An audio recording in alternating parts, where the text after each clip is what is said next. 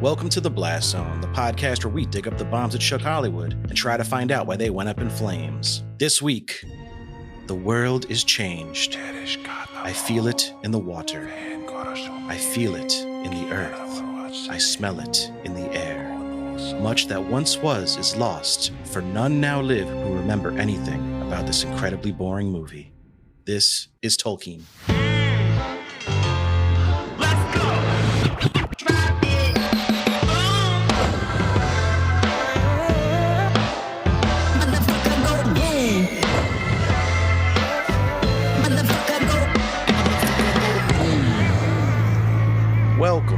Welcome to The Blast Zone. Welcome to The Blast Zone. We are not a podcast about bad movies. We are a podcast about movies that did badly. That's right. I am Jon Drake, in-house film critic of my Letterboxd account. And I'm Ian Dukes. I'm a person with thoughts and feelings, and some of them are about movies. Movies like Tolkien, not Tolkien, which we will be talking about today. Ian, how are you doing this week? I'll tell you a little story. I was outside at 9 a.m. this morning. Whoa. That's not the exciting part. I was outside at 9 a.m., and I don't like the way the sun touched me. It was too aggressive. It made me uncomfortable.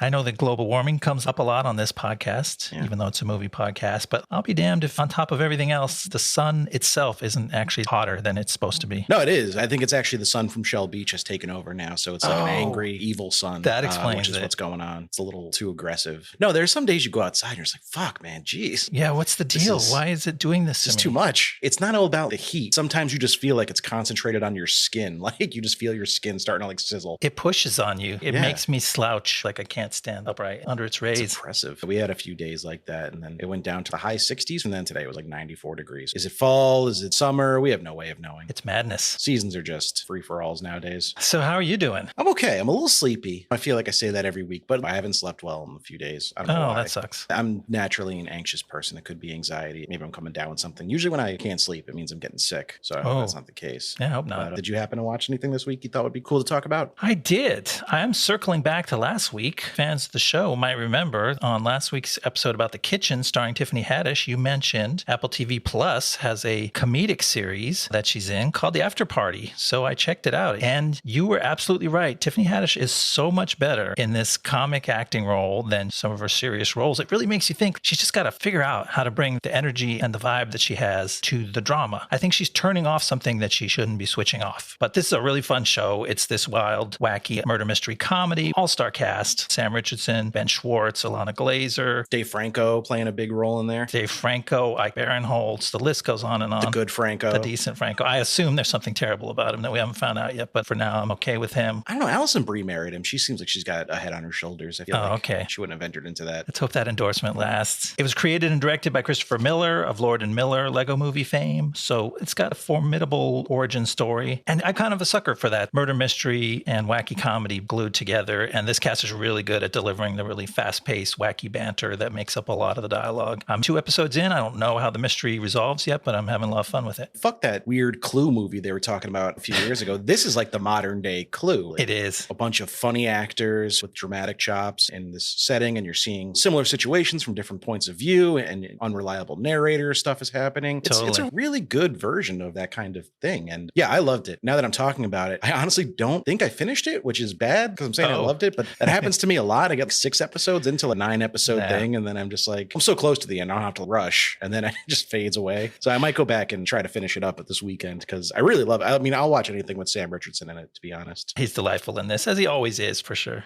I was going to bring the show everyone's talking about. Episode 2 will be out by the time this episode is released. It's House of the Dragon. Yes. The new Game of Thrones prequel set a few hundred years before the show. I'm in on this one. It's got a great cast, a good premise. It's got heavy involvement from the man himself, Mr. George R.R. Martin. He's not busy writing books, so why not? Why wouldn't you jump in there and write some scripts? I've been a big fan of the Martin verse since even before the Game of Thrones show came out. I had read all the books that were out in my late teens, early 20s, and then the show came out, and I was a huge fan of that up until the part that everyone remembers being terrible, because it was. But this feels like a chance for them to course correct the cultural footprint of Game of Thrones, because the prestige was really sucked out of it. I'm sure they were a little nervous if people were going to react positively to this, not only like in a critical sense, which I think it has been getting mostly very positive reviews from what I can see. But also, is anyone going to care? Did the final couple seasons of the show scare people off from just the concept of going back into Westeros? And no, I mean, the ratings were great. 10 million people watched it. We have to see if that carries over to the subsequent episodes, but something tells me it will. I'm excited to see where it goes. I read the book Fire and Blood when it first came out. I've forgotten 90% of it. I'm still going to be surprised by a lot of the twists and turns, and I'm sure they'll even change stuff from the book like they always do. That sounds like a good place to be, is to know enough to not be disoriented at the start of the show, but not remember enough that you'll be focused on, oh, they changed that was better. Because that happens to me, and that's a good way to ruin a show that could otherwise be fine if you came in without preconceived notions. Right. I enjoyed it. I was also a pretty big Game of Thrones fan. It was maybe not as compelling a start as I hoped for, but I'm interested enough that I want it to succeed because the bad taste has worn off for me. So I'm hopeful that it builds momentum in episode 2. Man, we're talking about a movie today that there's just not a ton to say about. Talk to me about Tolkien. Yeah. Do you remember when this movie came out? Seeing trailers, posters, anything? I feel like I heard about it, but just barely. And as I've said before, I'm a fan of all the RRs, all the RR authors, JRR, George RR, my kind of thing. Love Tolkien. And as much as I've been into him since I was a boy, I was not interested in seeing this movie at all. Perhaps part of that is like the baggage that I bring, because after reading his books and absorbing little bits about him, I picked up bits and pieces, and you pick up a lot of his personality from the way he writes. And much as I love the books, I always believe like this is a creator that I admire, and I would never ever want to meet him or spend any time with him. And so I brought this idea that he was just the most dull, stick up his ass, uptight British professor type that you'd ever want to meet in your life. And the movie presents kind of a different picture, and maybe that's why I had a hard time with. Does it? I don't know. We'll have to talk about where he's also that guy in this, but there are moments of mirth and joy and rapscallion adventures he gets up to that I had trouble buying. Maybe I had a more wayward youth than most people, but I feel like the hijinks he gets into are so mild to almost not even be considered hijinks. Like the tomfoolery level is barely registering as a blip. I was shocked when he broke into the opera closet. That was right. I don't think they had to pick a lock. I think they just opened a door. They just walked in. Yeah. We have kind of a similar relationship to Tolkien. I received the books at a young age as a gift. The first movie came out when I was like 14, and I had already at least read Fellowship by the time Fellowship of the Ring came to theaters. I just dove into that world and really loved it. I read the trilogy once a year for 10 years, probably. The entire thing. That's serious. It was a little tradition I had, and then I would always set aside one day to also watch the extended versions of the movies, and I would order a ton of terrible food. Probably like usually 2 meals. I would get like pizza, and then at 3 a.m, find a diner that was open and go pick up mozzarella sticks or something. For second breakfast, of course. For second breakfast. I don't do it every year anymore, but every once in a while, if my wife Jamie's taking the kids to her mom's for the weekend, I'm like, maybe I could watch all 3 Lord of the Rings movies this weekend. And I learned a lot about him just from the supplemental features on the extended DVDs. They have a lot of background on his life and everything. And I walked away from those with the same kind of idea of the man that you did, which is he's got a great imagination, very meticulous, very detailed person, but I don't know that he's got much of a personality outside of that. And that's a hard person to make a movie about because his internal life might be active and vibrant, but how do you show that? So I don't know that the movie is able to let you in on his creative process, mostly because this movie takes place decades before he sat down to write Lord of the Rings. That's an interesting choice. It's not to say that his life was without drama and hardship, but it's presented in such like a staid way. Like it's so, I don't want to say subtle. The movie's not necessarily subtle. It's just very quiet. There's really no drama to the ongoing trials and tribulations of Mr. Tolkien. We'll talk all through that because they try to stir up some drama and they reach into a very familiar bag of tricks in the biopic genre. It's not our first biopic on this podcast. It'll be our last. So we'll recognize some of those tropes that they dip into, and they're all just, they're mild. It's a mild movie. Sometimes you want your movies to shout at you. This is a soft whisper of a movie. Like, you're like, wait, is there a movie happening? I can barely tell if this is a movie or did they just put some cameras in a British boarding school? Is something going to happen? And some stuff happens, but probably not enough for a 2-hour movie. I think the best thing we could say about the creators is that they approached it very lovingly. Like they didn't want to offend. They didn't want to stretch and manufacture that kind of Hollywood drama that you're like, that seems fake. He's yelling at his dad too much or whatever it is. So they pull back from all those and all the little dramas are kind of small and they pop up and they put them out real quick and it makes it very safe. My analogy, we both were like struggling to come up with analogies after we finished this because you're like, what is going on with this movie? What is it? I came up with that. It's like a boutique greeting card. It's like a very ornate greeting card on fancy paper. You know what it's going to say inside. It's not a new message. There's nothing really original in the art or the content when you open it up, but it's elegantly made and you go, oh, this is nice. Thank you. And you look at it and you find it mildly pleasing and you're like, oh yeah, happy birthday. Thank you so much. That was really nice. That's kind of all you could say. It's funny because I was trying to grapple with that too when I came up with the whisper. But I also, it reminded me of nothing more than a Thomas Kincaid plate. Oh. Not even like a painting. Those plates where it'd be like a little cabin in the woods. And you're like, oh, that looks warm and cozy and inoffensive and kind of boring. It's mass produced for millions of people, but it still looks quaint. This movie is the Thomas Kincaid plate of movies. Can you eat off that plate? You're not supposed to. What else? I guess I can talk about the making of this movie a little bit. Much like The Kitchen, it was a movie that kind of came and went pretty quietly. So there's not a lot of behind the scenes drama we're aware of. And this doesn't strike me as a movie that had any to begin with. Everyone seemed very proper, let's just say it. It's a very British movie. It is. So do you want me to dive into it a little bit? Yeah, let's hear how this thing happened. In a hole in the ground, there lived oh wait, no, that's not right. On January 3rd, 1892, in what is now known as the Free State Province in the Republic of South Africa, James Ronald Reuel Tolkien was born. Tolkien.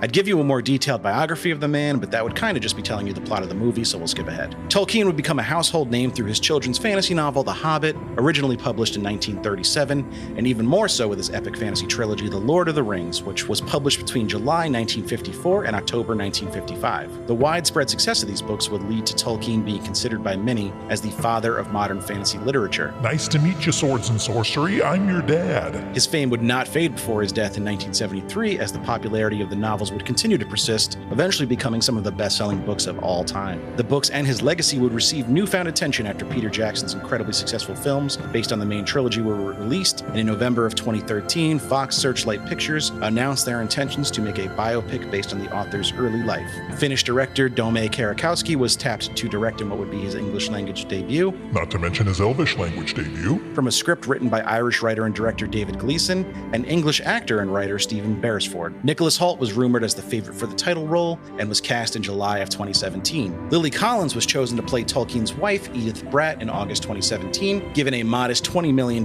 budget, filming began in multiple locations throughout the United Kingdom in October of 2017 and concluded in December of the same year. A release date of May 10th, 2019 was set, and as the reviews started to roll in, critics seemed mostly ambivalent, as the film sits at a perfectly mediocre 51% on Rotten Tomatoes. A wizard is never panned, nor is he praised. He's reviewed precisely as he means to. Audiences mostly ignored it, as it made only $2.2 million its opening weekend, and eventually left theaters after earning only $9 million total. The film is mostly forgotten now, as I asked a bunch of people if they ever saw it, and most replied with they never made a Tolkien biopic, what the hell are you talking about? But now they'll see. I'll show them. Oh man, we're doomed. This podcast episode is going to be forgotten just as fast as this movie. I mean, like I said, it seems like they were like, hey, we should make a movie. And then everyone was like, okay. And they signed a bunch of people and they made a movie. But I can't help but wonder if they were like, we should make a movie about J.R.R. Tolkien's life. It must have been amazing. And then they sat down and read about him. Oh, fuck. Oh, fuck There's yeah. just not that much there.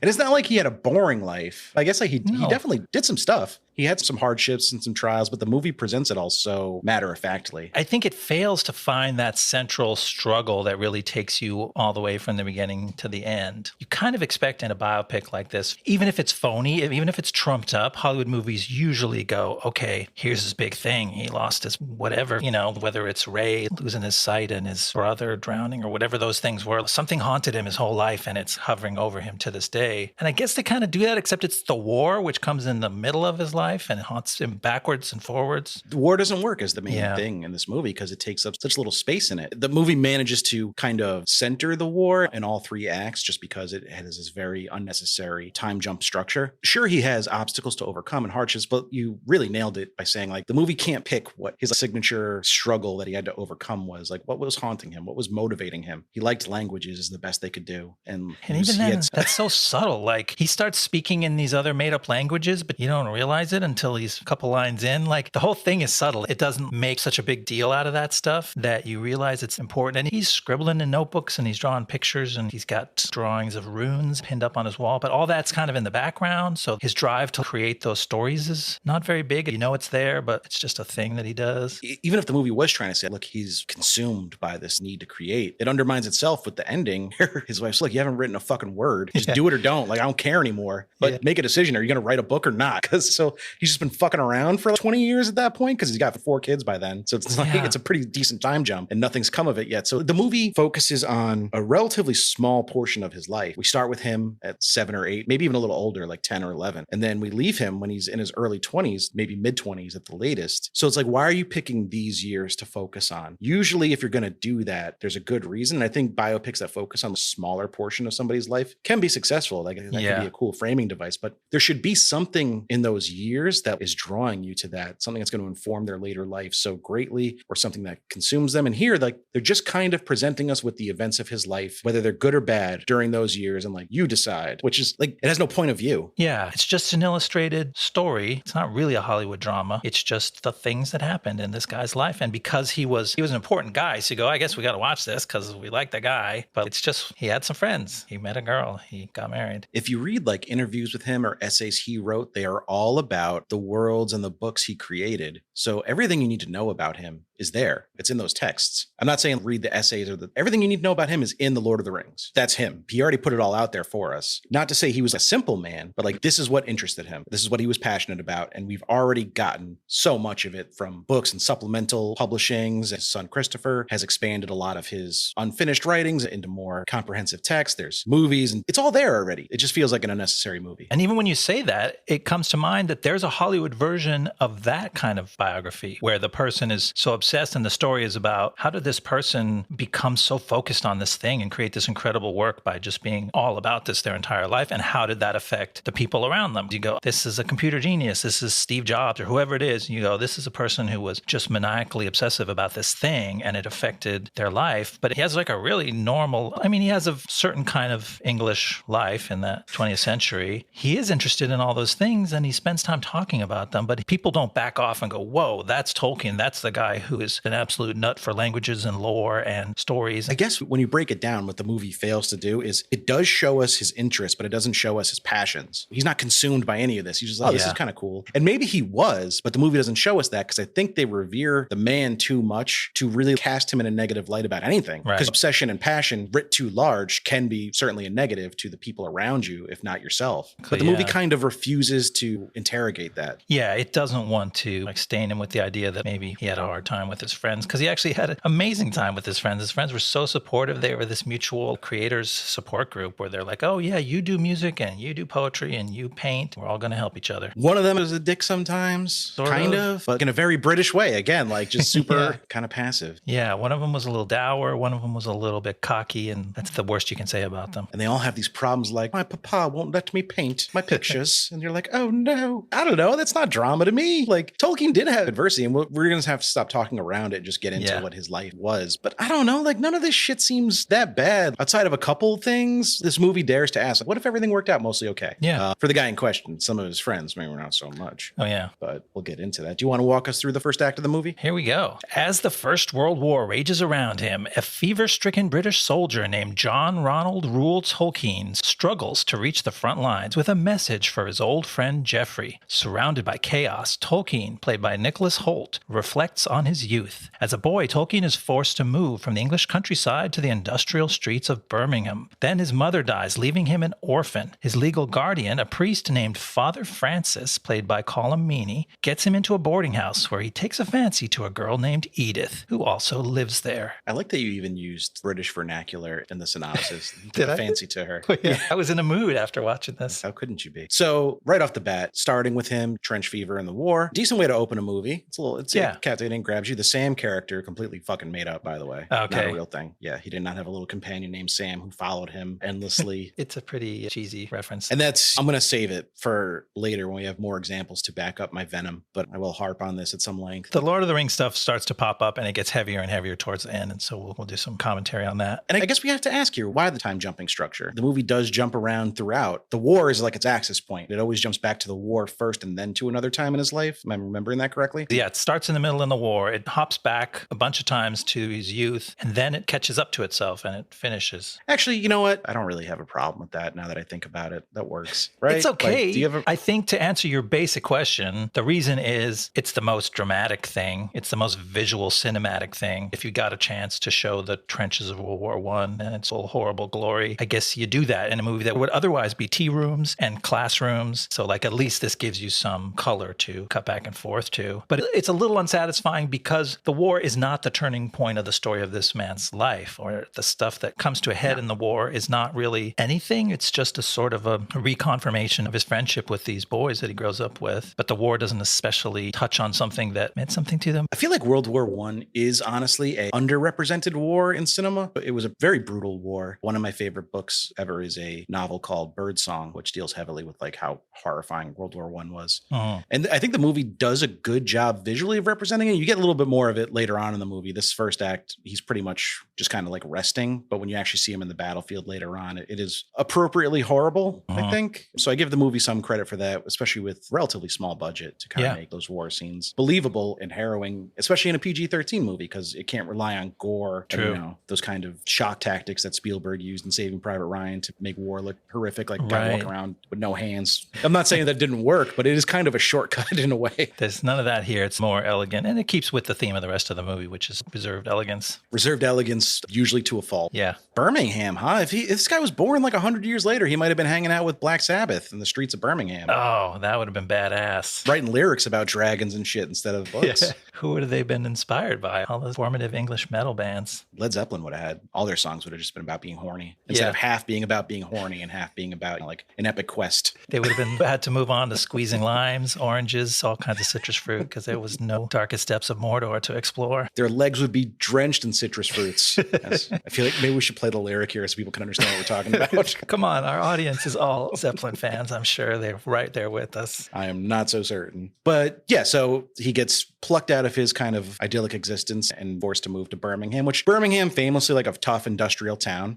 So you can see the parallels there of leaving a lush green paradise essentially for this dark, smoky industrial city. Shire and Mordor parallels. The Industrial Revolution definitely took a fierce toll on those cities in England, and then they became kind of hellish. But it doesn't actually spend any time exploring that, except to just show you a city that looks sooty and fiery and dark. And he famously hated technology, but the movie doesn't really dive into that. Like you said, he liked nature. He liked green spaces, being one with the land. And the Industrial Revolution, I'm sure, was horrifying to him. So that makes sense why his villains are industrialists and technologists. Yeah, exactly. So his father died very young in South Africa, I believe. Okay. So he's left with his mom, and his mom seems like a good mom. She's She's awesome. engaging. They're on the poorer side, but she makes the best of it. She tells stories and has fun, and she's got a good imagination, and she kind of imparts this love of myth and legends on him. She tells spooky stories with a little lantern under her chin, and that's all good. And then she just dies in one of the most understated, like, I thought she was drunk. I was so confused. That's a good point, because she acts strange. She does act drunk in a couple scenes before this. Did you get that same feeling? There's a couple of lines where she leans over and talks to him like, Ronald, kind of thing. And I'm like, wait, is she just like that? Or is that supposed to suggest something about how her life is going? But she was a type 1 diabetic, so it could have been. Like, it could have been that she was affected. And that's what she died of. Like, the movie's very unwilling to dive into her at all, too. Like, she dies, we see her from behind, he hugs her, and then boom, we're on to the next chapter in his life. We don't get a funeral scene. They don't dwell on it at all. Like, she could have been sick. They don't show anything. It's the two boys walking through the streets, having a conversation. They walk in, they go, hi, mom, and she doesn't say anything. And then they never show her face, and they don't show his face. Like you said, it's from behind, and there's nothing. There's no tear coming from his eye because you never see his face. It's really cold. And that goes to part of our very British thing. Like, they're like, nope, stiff upper lip. We shan't cry at our mummy's death. We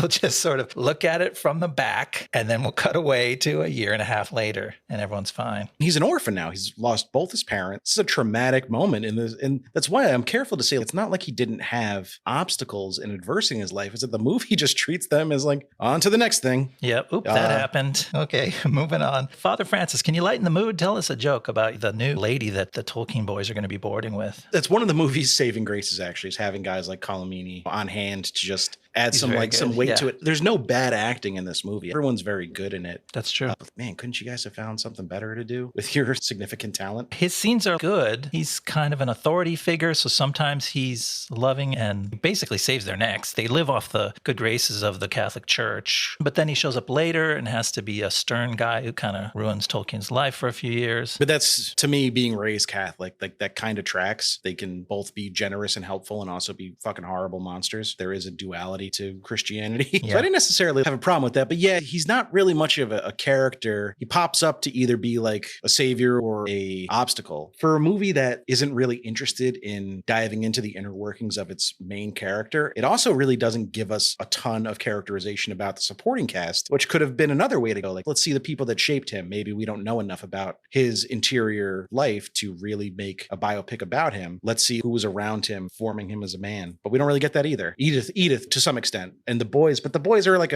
they're a unit. I would say we get some characterization of all of them, of Edith and of the boys, but we don't really get arcs for them. They step up and they do their thing. Doesn't really take us anywhere. We might be ready to jump into the second act where we start to meet the boys. Yeah, let's do it. We're talking about them a lot. And Edith. Yeah. Let's get in there. Tolkien attends a prestigious boys' school where he fosters his love of languages and eventually forms a close friendship with 3 other boys, Robert, Jeffrey, and Christopher. Tolkien's bond with his buddies deepens as they grow, supporting one another's artistic and scholarly ambitions. Tolkien's friendship with Edith, played by Lily Collins, blossoms into a delightful romance, but Father Francis sees Edith as a distraction from Tolkien's academic career and forbids him from seeing her, or else he'll cut young Ronald off from all support. Sadly, Tolkien chooses to go to Oxford University rather than stay with Edith. This is another thing about this movie I find interesting, is that a lot of times he makes the wrong choice, or the choice that maybe isn't like heroic. It's not what you would want your main character to do. This comes up again with the war. The movie actually sidesteps it quite a bit, and we'll get into it more in the third act, but like the priest comes and is like, you can't see her anymore. You need to focus on your school. And he's like, but come on. And he's like, no. And he's like, okay, I'll break up with the love of my life so I can keep going to school. And that might be the more common outcome of those things. But when it's like the hero of your movie, you kind of expect him to make a stand and be like, no, you can't force me to abandon my love. I mean, maybe that's something good we're saying about the movie. I see what you mean. He thinks it's the right decision, and then he learns a year later when school falls apart on him that he fucked everything up. So there is some kernel of one of those Hollywood stories in there. Like, at least he was forced to make a decision. He thinks he has to do the school thing. School starts to crumble, and then he finds out that Edith is engaged, and he's like, I fucked everything up. And then he has kind of a low point, but even then the low point is softened because everything in this movie is softened. But think about what you just said too. He really starts questioning his decision with Edith. He goes on like a bit of a bender, and he's just sulking, which is, I don't know if you've ever been like a 19-year-old who just got broken up with, but sulking is like pretty par for the course. Sure. But then when school falls apart, he's like, oh, I fucked everything up. Did you fuck everything up because you really think you made the wrong decision? Or did you fuck everything up because you chose school and now you don't even have that? If you were able to stay in Oxford, you didn't have all these obstacles, would you have given a shit as much? Is he only sad about losing school because he also lost Edith? Or is he only sad about losing Edith because he also lost school and now he has nothing? Like, would he have been happy with one or the other? That's a good question. It sounds like someone should make a movie about this, because now I'm interested.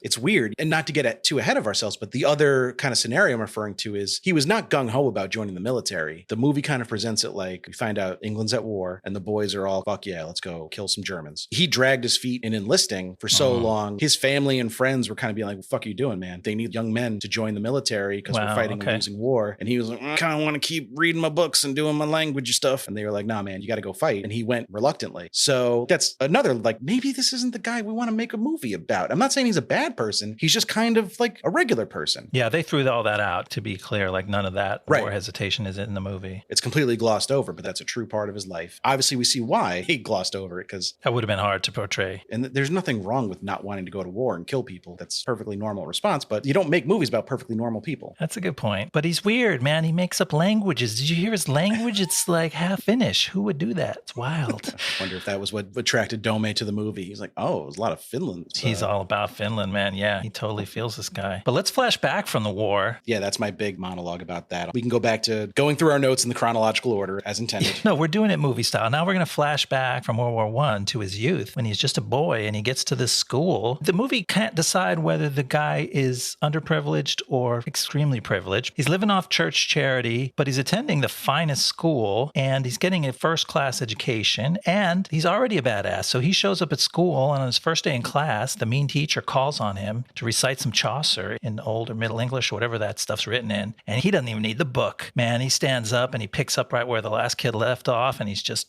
kicking ass. And I got to say, I'm a sucker for tropes like this sometimes. Like this was the hero showing himself to be special and badass. And I got that little thrill from it. And why was he so dead set on spiting this teacher and showing him up? Oh, because he got embarrassed. He pronounced his name wrong. Yeah. But no, I see your point. This scene is fine. But you bring up an excellent point about what's his situation. They play up the poverty at times, but other times you're like, this looks like the most idyllic existence I could imagine. They're living a Harry Potter life. Even as kids, they're wearing fancy outfits and studying in stone-clad libraries. It's pretty neat. They're drinking tea at like 11 years old. Just like, let's sit around and have a chat by the fire. In the tea room, yeah, but they're being served these fancy high teas. With his boys, the TCBS. Does anybody remember what that stood for? It's the Tea Club Barovian Society? That sounds right. No, actually, I think it's a frozen yogurt chain. TCBS, yeah. The country's best students. That's what they are. Wait, is that what TCBY really stood for, the country's best yogurt? I think so. They set their sights so low. Why not the world's best yogurt? Also, what country? I don't know where they're from. Are they Canadian? There's probably less frozen yogurt there. So yeah, a lot of this movie is spending time with these guys. They're first cast by one set of actors when they're young, and then it morphs into Nicholas Hoult and some other more grown-up guys. As much as this storyline can be cheesy, I thought all the actors were good, and there was some pleasure in watching these scenes with these boys. What did you think? Yeah, it's very Dead Poet Society. It's really kind of striking that tone, which works. So it's a tried and true thing. But like the problem with them is that they're just not very rebellious. They're not rabble rousers. They're just kind of like doing their studies. And like I said, their main conflict is they have passions and interests that their parents don't approve of. But like, exactly. It seems like they still get to indulge in them anyway. Maybe they can't do it as their career, but that's kind of low stakes. It's funny you said Dead Poet Society because they have a catchphrase that basically means carpe diem to them. How do they say it? Hellhammer? Hellhammer. One of them keeps pronouncing it wrong. Right. And I feel like I'm remembering that guy saying That's it, so I'm pronouncing it wrong. Yeah, he's the one that stands out. But Hellhammer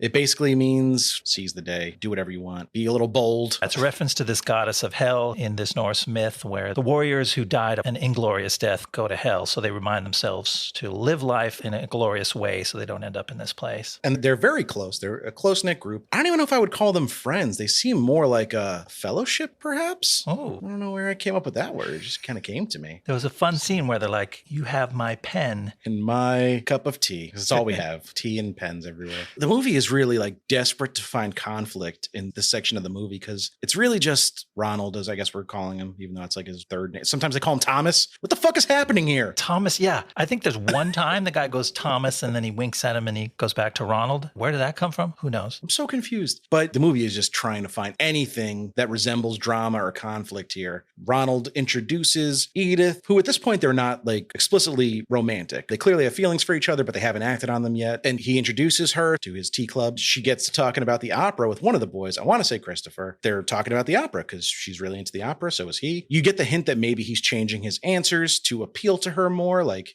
he had made some remark about Wagner being too long. Somebody's like, what are you talking about? You always say it's too long. He's like, no, I didn't. I never said that. I think it's just the right length. It's perfect because she likes it. And then, of course, there's the one line about it shouldn't take someone 6 hours to tell a story about a magical ring. Yeah. Like, already hard. See what you guys did there. And then Ronald makes Edith leave in a huff. He's like, I don't like this bro moving in on my girl. Even though she's not my girl yet. Gets a little jealous. And it's out of nowhere. And then it just kind of goes nowhere. And then that's not a theme later that there's tension between him and the boys or anything. That was just one little scene. It was just like, I guess, a lesson that he learned. It's like, remember the first time you took your girlfriend around your friend and you got jealous? That happened to J.R.R. Tolkien too. Does she even share another scene with that character? I don't think so. I think it's like the last time they're in a room together. So it's like, what's the point of this? This kind of plays into my big idea about the movie, which is because of the way the script is structured, all the problems in this movie are all of a sudden, they just land on you. Guess what? He's a jealous guy. That's his big problem. And sometimes the problems are very fleeting. And they're, like they said, by the next scene, that's done. He's no longer a jealous guy. Everybody just learns their lesson and moves on. It's not, oh no, it's his central problem coming back to him again. It's just, oh, you didn't realize it, but he's like this. And like that's what happens in a scene shortly after this. He's been attending this private school and living this good life, going to the tea room all the time with the boys. And sometimes they talk about, oh, I didn't order as many cakes because I wasn't sure I could pay for them. And then he tries to take Edith to the opera and he has this very embarrassing moment where they don't have enough money for the seats that they want. And it's Yeah. like now money's the problem, but it's just one of those sudden problems that lands on their head and then evaporates. It's very hard to feel sorry for these characters not being able to afford premium opera seats when you like look at where they're going to school and like where they're living. It literally looks like the Shire. It looks more like Hogwarts than the Shire, actually. They're surrounded by castles and buildings that are centuries old. He's like, oh no, the gallery is all full. Upper gallery as well. Whatever shall we do? And then they go in a broom closet and listen to the opera from there, and then they make out. But they just keep having to remind you it's not all good. He couldn't go to the opera once. And you're like, okay, I guess that's a problem, but I can't really relate to it. And then I guess it's their opportunity for their youthful dalliances, them breaking into the tunnel backstage at the opera and picking up costumes and dancing with each other as they hear the strains of the music from the bowels of the theater. They are like exceptionally well-behaved children. It's a very elegant version of misbehaving that they do. It's not a bad movie. It's just, there's just not much there. So can we talk about their romance? Because there's one scene that I think has some substance to it, even though I'll start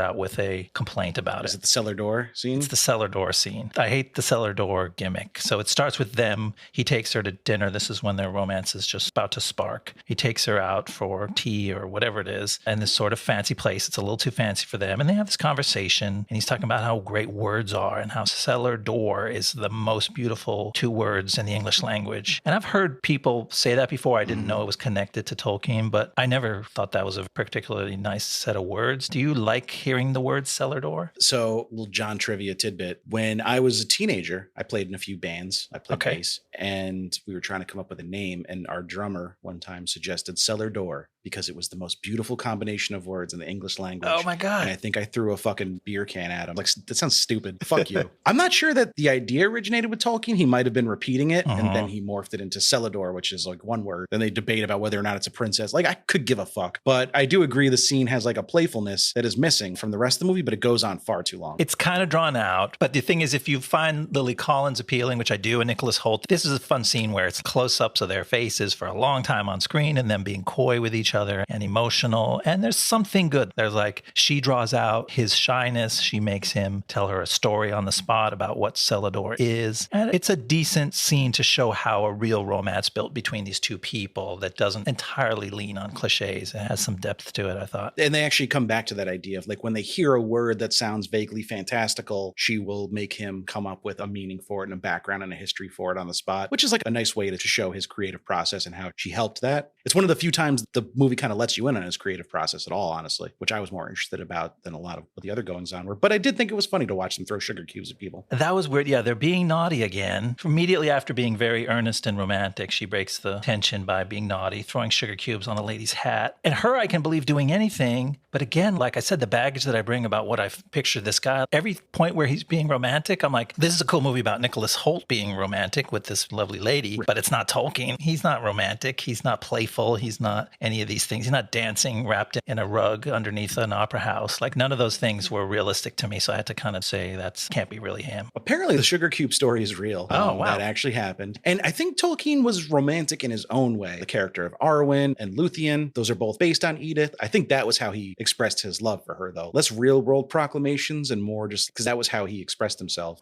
So it makes sense that's how he would express himself to her. Less outward and more subtle. That does make sense. It comes back to the thing about this guy, he's not a very cinematic person. That's right. And it makes it hard to anchor a movie to him. A lot of what was good and interesting about him doesn't translate. Yeah, unless you really went all the way and actually filmed scenes from the books with characters like Arwen and tried to draw lines directly between this romance and romances that he wrote about. No, thank you. Fiction. I don't want that either. Not saying that was a great idea. It would be really hard to pull off and not be terrible, but exactly. Even though Liv Tyler still looks the same, they could have just had her play Arwen again. That's true. I swear she hasn't. You just watched The Leftovers. She has not aged a day. No, That's she's got remarkable. that elven magic. They live a long time. Yeah. So should we take the trip up to Oxford and see what's happening at the old college? let's take the trip to Oxford and the trip to Mordor. Okay, here we go. Let's bring it home. After a drunken night with his friends ends in a run-in with local police, Tolkien is stripped of his scholarship and faces having to leave Oxford. Then he fortuitously crosses paths with a professor of languages and realizes his true passion. Tolkien latches on to the professor, gets a new scholarship, and rejuvenates his college career.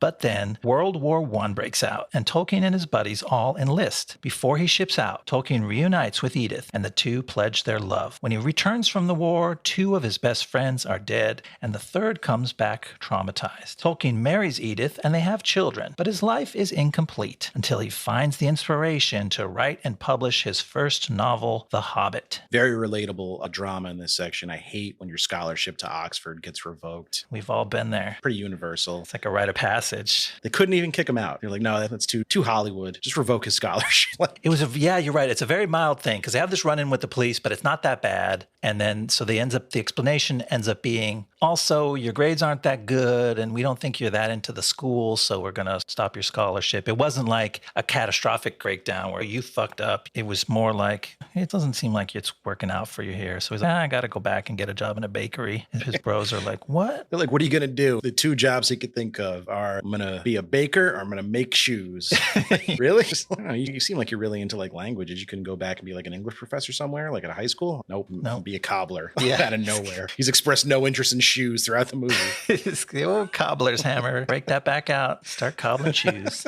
This movie is just so buttoned up. It refuses to have fun at any moment. So we're picking up the pace in this section of the movie. A lot of plot in this section. When you were doing the synopsis, I was like, wow, a lot happens in this. Maybe not a lot for an average movie, but relative to the first 2 sections of this movie, it's slammed with stuff. That's true. They don't have time to go back. Or actually, they do sit around and talk several times. So maybe there is more time they have to waste. And I was going to say, they never go back to a tea house, but they have a conversation on a lawn. They have another one in a bus. Dude, this is Dr. Seuss. I will talk to you on a bus. I will talk to you with a fuss. They do sit around and talk still, because that's the whole thing. And surprisingly, a bunch of this part of the movie still finds time for war imagery, which let's not jump there yet. We're going to have to get to that. Before he goes off to war, he deals with this whole school thing, which after it falls apart, it comes back together in really the strangest way. The biggest dramatic stretch of this movie. I couldn't actually make sense of it. How did you like? You're talking about the Professor Wright? Professor Wright, played by the notable Derek Jacobi, a very well-liked actor. He's good in this, but he's wacky as heck. Could you make sense He's playing a wacky professor, but also it felt like maybe the movie was edited weird. If you just swap, I know the 2 scenes you're about to talk about, I feel like if you just swap them, the movie works fine. They would make more sense. Yeah, you have to swap a few things. So Tolkien, when he realizes that shit's going bad for him, he's going to have to leave the university. That same night, he finds out that Edith is engaged to another man. And so this is his dark night of the soul. And he gets drunk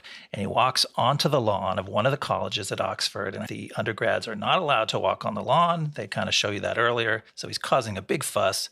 So he's drunk. He's on the lawn. The professors are popping out of their 3rd floor windows where they sleep at night. And they're like, get out of here, you drunken sod. And he's talking in a funny language that he made up, because that's what he does when he's drunk. That's how weird he is. And the next day, not only did that cause some trouble, that caused some interest, because one of those profs who popped his head out the window, heard his funky language, tracked him down at fencing practice the next day, approached him in this room full of people, kicked his friend out of the way so he could sit down next to Tolkien and start talking to him about languages. He said, speak that funky language, white boy. He was so fascinated. He tracked this undergrad down, and then he kind of woos him. He's like, take a walk with me, and he gives him this long speech about the word oak, like he's doing the hard sell on this kid over this drunken rant where he heard him say 20 words of a made-up language. And you're like, wow, this professor is crazy for Tolkien. He's seen Tolkien's amazing genius. He spotted it from a distance, and now he's going to woo him and bring him into his department and make him a success. So you're like, yeah, that's pretty awesome. He's been discovered. His talent has finally been seen by someone. And then the next day he goes, you know what? I should try to get a scholarship from this professor because I really do love languages. This would be great. So he goes to find the professor again, and the professor's like, who the fuck are you? And then Tolkien has to introduce himself and beg him to let him into his class because he's like, I'm really into languages. I wrote my own.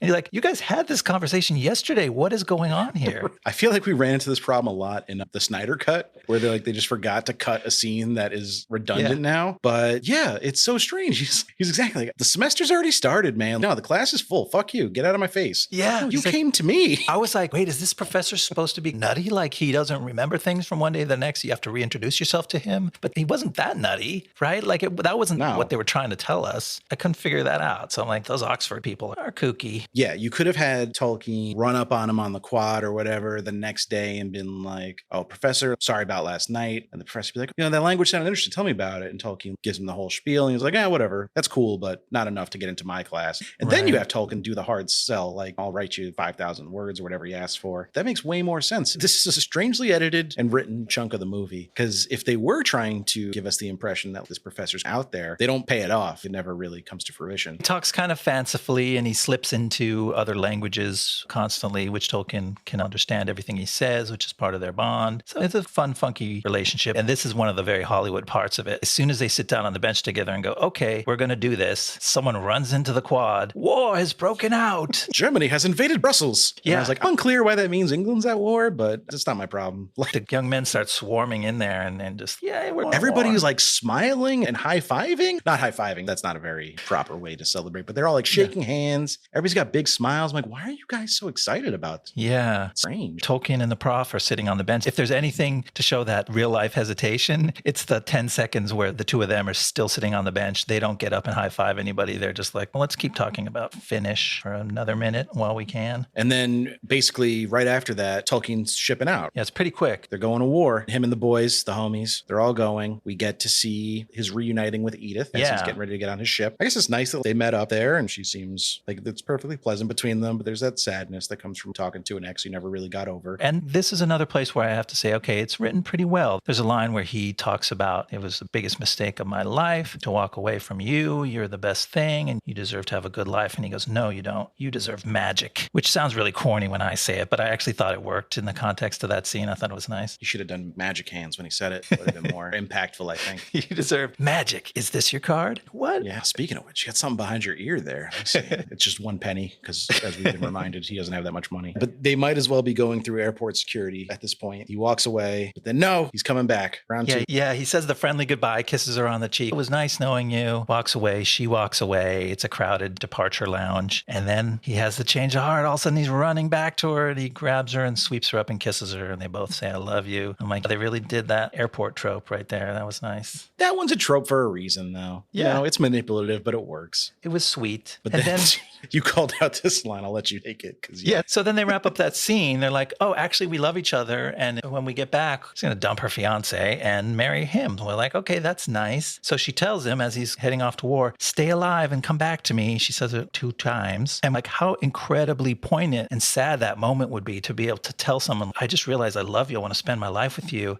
And I have to watch you get on this boat and go to war. But she is so giddy with happiness. She is grinning and bouncing on her toes at that moment. I'm like, that's an interesting choice to play it so happy on what I thought would have been a really sad moment. Not only the fact that like now they've declared their love for each other, they're planning to have a life together if and when he makes it back, but also like she's got to have some really shitty conversations now too on her own. No she's kidding. engaged to another man. She's got to go break that off, cancel a wedding, probably mail out a bunch of apology letters because you couldn't just like text people then and be like, sorry, wedding's off. That's true. Oh yeah, how awkward is that? And like just the story, honey, sit down, let's talk. I was just at the shipyard where all the soldiers are going off to war, and I just had an idea. Maybe let's not get married. You know how you just hang out down by the docks? I was just like a little alley cat hanging out down there. And I kind of told this other guy I would get married. Is that cool? I hope you understand. remember that guy Ron I told you about? Anyway, she should hedge your bets and wait to like maybe be like, let's delay the wedding, but wait to fully break it off with him to find out if he lives.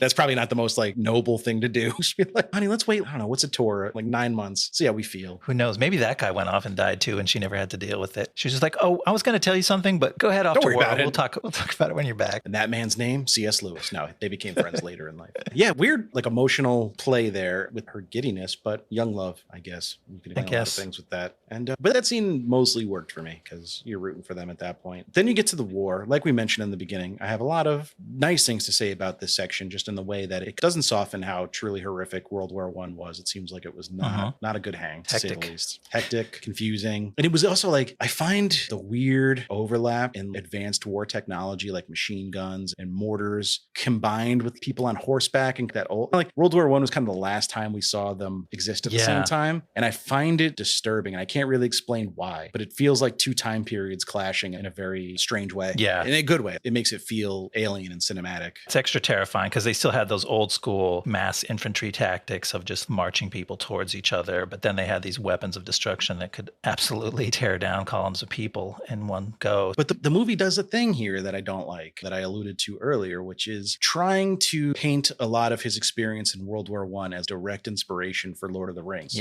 which I find reductive. Like, hey, look at these, like, I assume it was German cavalry just walking the battlefield. battlefield at the end of a battle. And the way he sees them is they're hooded and their horses are intimidating and large. It's like, oh, look, they're ring wraiths. Right. And then there's flamethrowers. Like, it's not just a flamethrower, it's a dragon. Yeah. And the Somme, it looks all burnt and hellacious. Oh, it doesn't that look a lot like Mordor? And you're like, you literally see these things through his eyes. And Tolkien always rejected allegorical explanations for the meanings of his books. People loved to be like, oh, the ring is a metaphor for nuclear power. And he always said, no, that's not what it means. It doesn't really mean anything as a direct comparison to the real world. He really disliked allegory. And I feel like the movie is maybe undercutting him a little bit, which is so bizarre because it's been so deferential to him and trying to paint him in the best light it possibly can the rest of the time. If that's what the movie is trying to do, then that is one point where they're definitely betraying something he thought. You pulled up a very interesting quote where he addressed that directly. Did you want to read it into the record? All right. So he said this when asked about if his stories or characters had any direct real world comparison. I cordially dislike allegory in all its manifestations and always have done so since I grew old and wary enough to detect its presence.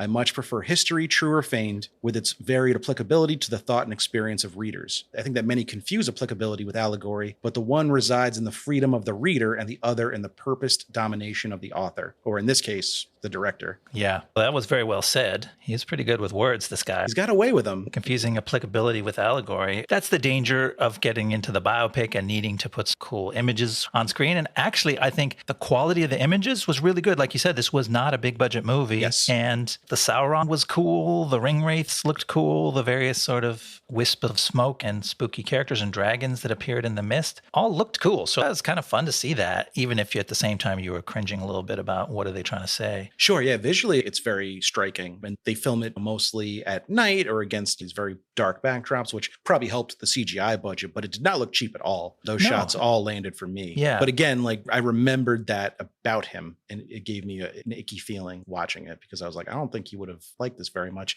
And I don't really give a shit whether or not the subjects of biopics would like the biopic, because I think that's a hole we fall into sometimes where we're trying not to upset anybody, and then you end up pleasing nobody. Yeah, then you get the Queen movie. You get the Queen movie at that rate. But if you've already kind of taken such a, if you're revering this man to the degree you already have been, it feels like a sharp left turn out of nowhere. So I had a slightly more generous take, and that's on me, and not disagreeing that you can totally criticize the director for these choices. I felt like it could have been intended more as just like vibes. Tolkien's been through this shit. He's seen some really dark stuff. And so later when he goes to write stuff, he has some deep emotional stuff to draw from. He's not saying that the ring wraiths represent Germans, but rather that some of the scary stuff he puts in his books, he has his own scary memories to draw from when he was terrified by dark and terrible things. Nevertheless, even if you accept that version of that's what the director is saying with this imagery, my problem that I still had is they show this guy on a battlefield staring out at the things around him, and it makes it seem kind of like he's indulging in that moment of picturing dragons instead of dealing with the war that's going on in front of them, which he has a responsibility to live in the real world. So it makes him into this kind of fantasy head in the clouds dude. And that's where I felt it was like, oh, you're making less of this man, almost as if he zoned out and he couldn't deal with war. So he just went into a fugue state and started seeing orcs. And based on his relationship with the Sam character, he doesn't seem like he's just like a regular infantryman. So he has even more of a responsibility to be a leader and be in the moment and be responsible for the other British soldiers or French soldiers too that are on his side, and he's kind of zoned out. And I guess the movie's excuse is that he's suffering from this fever the whole time, so he's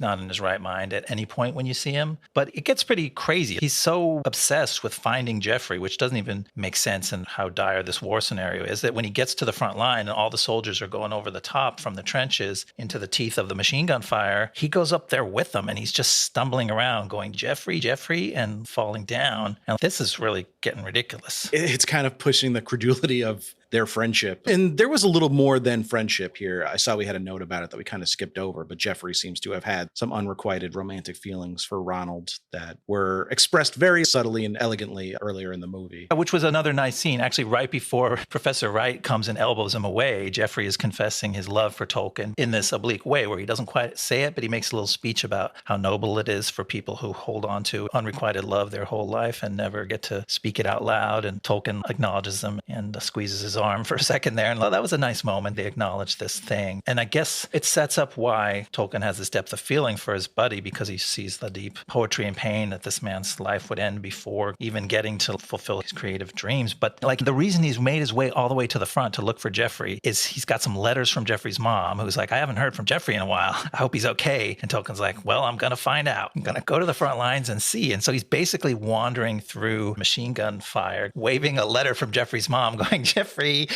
are you here? I got a letter from your mom. Mail call. Please write your mom and tell her you're okay. Obviously, he's not okay. He's dead by that point. But it gets a little wacky if you take it too literally what you're seeing on screen. Robert and Jeffrey both died in the Somme. Only Christopher Weissman survived. And they make allusions to him being, I guess they called it shell-shocked back then. Or maybe not. I don't even know if they had a term for it. I think shell-shocked was a World War II thing. He was the one who was in the Navy, though. Yeah. I mean, you see him in a naval uniform in the one scene where the boys get together before they ship out, but you don't see anything that happens to those other guys after that. Right. He talks about Christopher a few times, and he gets a faraway look in his eyes, and he's like, some of us have scars that are not so visible, or whatever. And it's like, but then we never really find out what he means. And as far as I know, Chris Weissman went on to have a pretty decent life. He lived longer than J.R.R. Tolkien did. He was an English professor as well, like Tolkien was for a good chunk of his life. He was married to his wife till he died. I couldn't find anything out there to substantiate that he came home from the war with PTSD to that degree where people would be remarking upon it in hushed tones. But yeah, and then the movie's about done here. He wakes up in a hospital bed and finds out he's got trench fever, or he had trench fever. Edith is there. It seems like he's done with the war. And then we flash forward a few years. We get a little time jump. Yeah. Quite a few years, because he's got 4 kids when we meet him next. He's not that old, but they've shaved his hairline up a little bit to indicate he's not quite a young man anymore. Gave him a little salt and pepper. Yeah. He's also dressed like Judge Doom, which makes anyone look a little older. He's wearing... For no reason. He's on a bicycle. For about 5 seconds, he's tearing through the back alleys of Oxford on a bicycle with a big wide brim black hat and a trench coat streaming behind him. Does he have black leather gloves on? He might. I'm going to have to put a picture of it in the show notes. It's ominous, but nothing happens in that scene except he like rings his bicycle bell and they go, Professor Tolkien or something. Like it's just to like show, you're at Oxford again. What they didn't show was a cartoon shoe just fucking cowering in fear behind it. That's right. You remember what he did to that shoe? God, that movie was fucked up. I love that movie, though. He doesn't dip anybody in the acid or whatever that eats the tunes. It's just the dip. He dips him in the dip. Is that what it's called? The dip. I always want to show my son that movie. I'm like, no, what are you, insane? It's gonna scare him. And terrify him. The movie still scares me. Yeah, and then this is where we get into, we kind of touched on it a little bit in the early part of the episode, but his wife's like, are you going to write this fucking book or what? Stop being a pain in the ass about it. Out of nowhere, it's the movie's final chance to do one of its patented sudden problems. Oh shit, this character has something looming over him that's been building up for years. He comes out one day, she's sitting on the stoop. He's like, what's wrong, baby? Sorry, I was at the office late. And she's like, time to put up or shut up, bitch, because you've been fucking with this book. Shit or get off the pot. And he's like, okay, I'm going to write The Hobbit. Their life seems perfectly pleasant. You know, they're walking around their palatial estate, nice forests everywhere. Exactly. And she's like, are you going to write this fucking book? Enough is enough. This feels manufactured. But apparently the implication there is that he's like a stranger to his children because he stays in the office late all the time, dicking around with something, but like he hasn't published anything. I don't know what he'd really done at that point in his life. But yeah, she's pretty harsh and he has to get his shit together. I assume a professor at Oxford makes a decent living, so it's not like they were hard up. I don't know. Like, it seems like he spent decades forming the languages and the songs that everyone skips when they read the book. There's a lot behind it. But also not a ton of that really plays into The Hobbit, which is funny because it's like the first thing he sits down to write. And that's the most straightforward of all his books. It's like the kid's version. Like, if I understand, he'd already developed a lot of the lore. And then he's like, let me write the easy version because I'm not sure that people can swallow the one I have in my mind. I've always questioned that reading of it, though, because it feels like there's a lot of retconning that happens from The Hobbit to The Lord of the Rings if you read them back to back. It could be that he thought he had the outline of Lord of the Rings, but then as you start writing, things change and he had to retrofit Yeah, that's stuff. plausible. Yeah, I know what you mean. But yeah, in the movie, he's still not ready. He has to go out to the forest with his kids and his nephews and have them kind of inspire him. And again, his wife, in her role as helpful writing prompt lady, goes, all right, what's it about? Have you started it? That's the big question of that scene. Have you started the book yet? And he's, yes, I have. And it's about this and it's about that. And it's about a fellowship. Ba-ba, the end. The Lord of the Rings music starts playing. No, it would have been cool if they did that. Also, he's writing these books in the most labor-intensive, ornate handwriting I have ever fucking seen. Yeah, with the calligraphy pen. It must have taken him 10 years just to write like The Hobbit by hand. They had typewriters. I looked it up. Yeah, was he just doing a title page? He was kind of crafty. There was definitely scenes before where he was drawing in his notebook. I think this was like the little splash page, so he had to write it in his cool Tolkien hand, which we recognize. I hope so, or that guy was going to have some kind of carpal tunnel I've never even heard of by the time he finished the main trilogy. This is absurd how it looks beautiful, but I can't imagine how long it would have taken. And then the movie ends, and that's that. You're cutting us off right before the most interesting part of his life. I would have liked to see how he grapples with the success of the books and the mass consumption of them. He always felt like somebody who wanted to lord over his works very carefully and have a stewardship over them to some degree. And once it hits that level of popularity where like Led Zeppelin is writing songs about it, I would have liked to see how he felt about that and if he felt he kind of lost control of it. Like Conversations, Robert Plant and J.R.R. Tolkien in 1969. Robert Plant would have been incoherent, drunk all the time. I've read Hammer of the Gods. I know what those guys were up to in 1969. They were throwing TVs out of hotel windows and doing terrible things with sharks. Abusing women with fish. Yeah. Yeah. Was it a fish or a shark? I think you're right. It was a shark. As soon as that thought came to mind, I'm like, maybe I shouldn't say this sentence because it's actually something horrible. It really is horrible. Yeah, no, it's quite upsetting. Yeah, they're not good dudes, allegedly. Allegedly. We haven't used that one in a while. But break it out. This is not a Led Zeppelin podcast. This is a Tolkien podcast for today. So that was Tolkien. Not my favorite movie. Also not my least favorite movie. It's very much a movie that is a sequence of scenes that tell a story. And then when it's done, I had to do my rewatch of this movie like 2 hours ago. Like I finished watching this movie for the second time this afternoon because I was like, I fucking forgot everything already. And I usually sit down and I take pretty detailed notes when I'm watching a movie for the podcast, especially the first time. And I was like, what is noteworthy? Literally, like what is worthy of a note here? There's just very few things going on.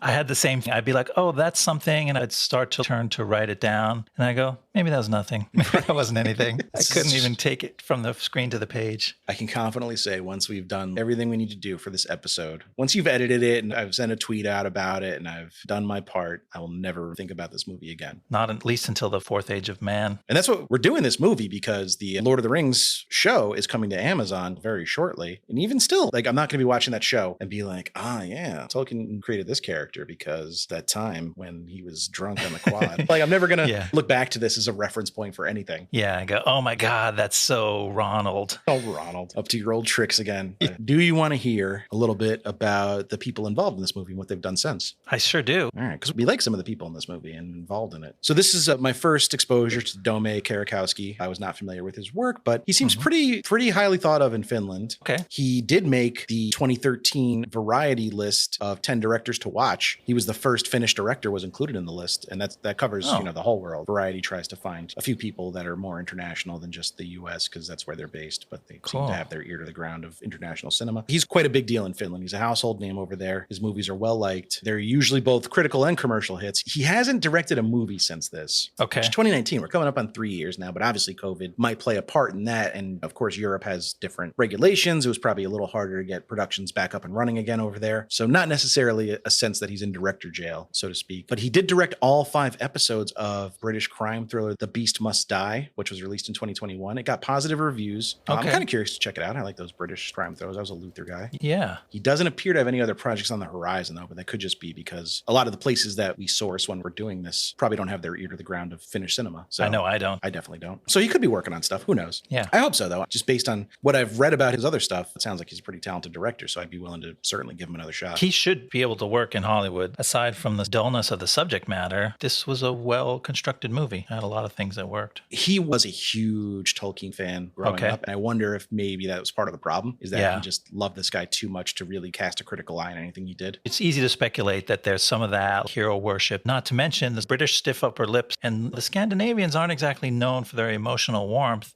That may be casting too broad a stereotype on a set of people, but all that could add up to or can explain what we see in this movie, a movie that is very reserved, not too emotional, very safe, not offensive. Kind of muted in its tone. Yeah. Yeah, that could totally be a cultural thing. And we're just looking at it through the eyes. Eddie Izzard has a great bit on American cinema versus British cinema, and it seems to play here. I'll see if I can find it. You Fuck My Wife? That's a very famous stand-up bit he did. That's one of my favorite things. So it was written, we mentioned, by David Gleason, is mostly a writer-director. He had written a bunch of movies before this, and he directed all of them. So this is his first time stepping away from the director's chair for something he'd worked on. He had written The Frontline, Cowboys and Angels, not related to Cowboys and Aliens, Hunted, and Feels Like Home were all short. So he doesn't have a long list of credits. Oh no, he did write something he didn't direct just in 2022 called Hill of Vision, which is a World War II drama set in Italy. Oh, sounds interesting. He is also writing The Grimm Legacy for Disney Plus, which is a series that's been announced. It's going to be based on the Polly Shulman books. Oh, I don't know that, but it sounds grim. It does sound grim. Stephen Beresford is a actor and writer. Most recently, he wrote a play called Three Kings, which is very well reviewed. Nicholas Hoult, he's staying busy. We know him. He's been in a lot of stuff. He's going to be in future episode of X-Men Dark Phoenix. He played Hank McCoy, of course, Beast. Yeah, that was fun. Originally inhabited by Kelsey Grammer. If you ask me, like, what are two actors that would play the same role? I would not land on Nicholas Hoult and Kelsey Grammer. You wouldn't think that, but it worked. I kind of liked him. I liked both of them. He was great as a war boy in A Fury Road. I knew I recognized I was watching this movie, and I'm like, where did I know that guy from? And then when Tolkien was psyching himself up to go over the top in the Battle of the Somme, when he sprayed the chrome in his mouth, I'm like, oh, that's that guy. Yep. He was also in Those Who Wish Me Dead, which is a middling Tyler Sheridan movie with the Angelina Jolie and John Bernthal one. I couldn't get through that one. It was too weird at the start, so I don't know how he was in that because I watched 10 minutes. He didn't have a ton to do. He played like Aidan Gillen's little sidekick. Not a bad movie, just not one of my top Sheridan movies. He was in The Great, Crossing Swords.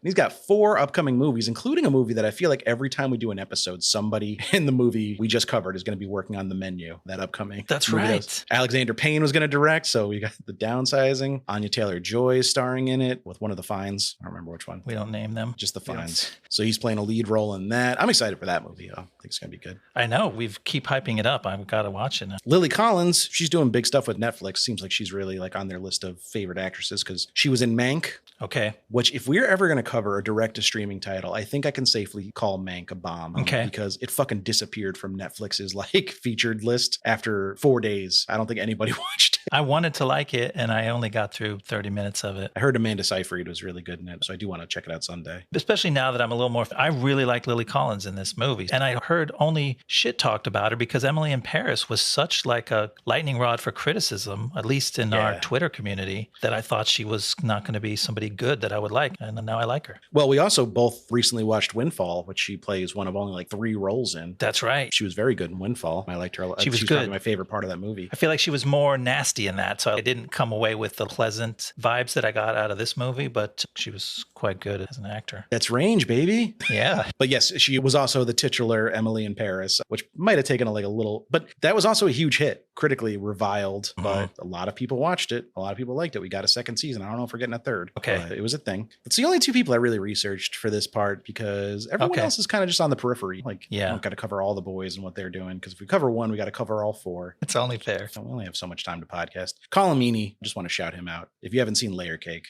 watch Layer Cake for a great Colm Meaney performance. He's fucking awesome in that. Wait, didn't I watch that one? I think you did. It was the role that got Daniel Craig bondified. That's right. I think I brought it in after you told me to watch it, and I brought it for a show and tell. I loved that. Yeah, it's Matt Vaughn. It's supposed to be Guy Ritchie. But yeah, he plays like an old, hardened British gangster in that, and he's fucking great in it. Yes. One of my favorite performances in the crime genre. So it opened in 9th place with $2.2 million.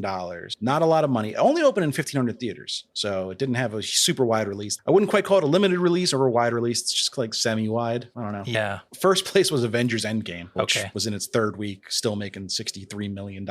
Wow. Other new releases were Detective Pikachu, which I almost brought for show and tell because I just watched it with my son. I fucking love Detective Pikachu. I don't even care what anyone says. It's got a little hat on. It's adorable. It's just Ryan Reynolds playing Ryan Reynolds, but as Pikachu, which is a weird thing. Interesting. So that made $54 million. The Hustle made $13 million. I'm not even sure that's a real movie. And Palms made $5.3 million.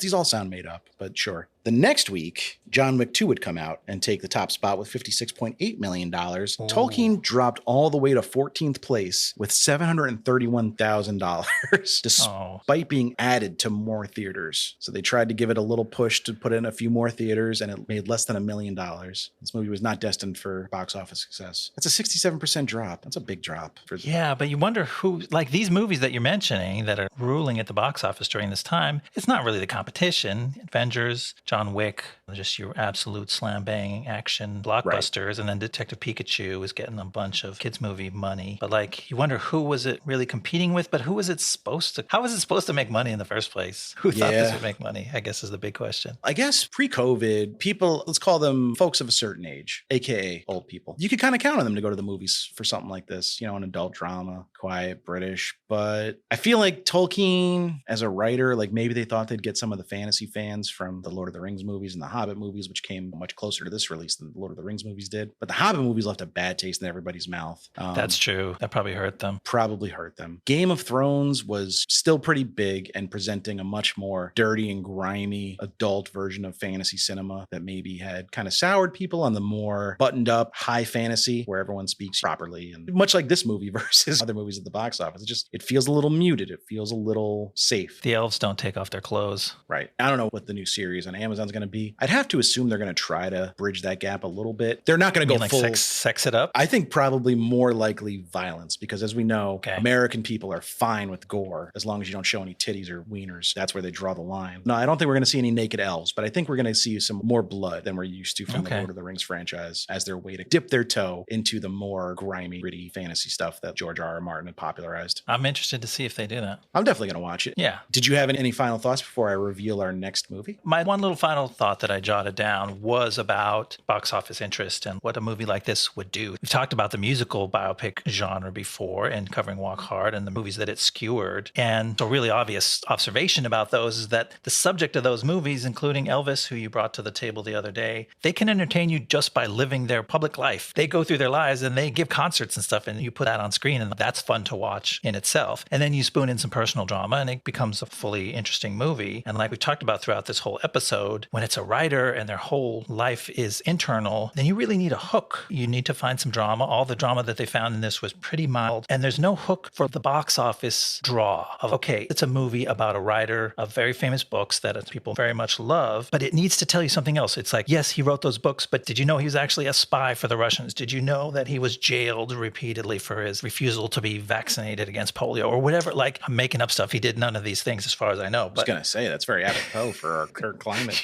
Those are just examples of, you go, okay, yes, he was an author of famous books and that's cool, but he led this other life. And so for a movie where you're going to sell this, you kind of need a hook like that. And this movie doesn't like, did you know he went to school and had friends and he married a lady that he liked? That's not going to get you to get your cousin to go see the movie with you on Friday night. That's very well put. Yeah. It's not that he had a boring life. It's just that this movie doesn't really tell us anything about him we probably couldn't have guessed. Yeah. We're not done harping on the new Lord of the Rings series yet, though. We're not. We're both ring heads, if you will. So to keep this good feeling going a little longer, we're going to be watching a movie that doesn't actually tie into Lord of the Rings at all, but the person who directed it has a very large role to play in that saga. We're looking at The Frighteners. Okay. Which is a comedy horror from none other than Peter Jackson, made before he got his big break with the Lord of the Rings franchise, from 1996, starring Michael J. Fox. First time we'll be covering him on the pod. Very interesting. It's more of a comedy than a horror movie. It's kind of in the Ghostbusters realm, I would say. Okay. I'm prepared for anything because I did see Meet the Feebles and I love Lord of the Rings and I like King Kong, and here we go. I'm excited to finally sit down and watch it. So thank you guys so much for listening. This was our Tolkien episode. If you made it this far, we appreciate you. Sure. Please remember to rate, review, subscribe to the pod if you're enjoying it. Follow us on Twitter, BlastZonePod. You can email us, blastzonepod@gmail.com. We always love hearing from you, and we'll see you next time in the Blast Zone. See you next time in the Blast Zone. The Blast Zone.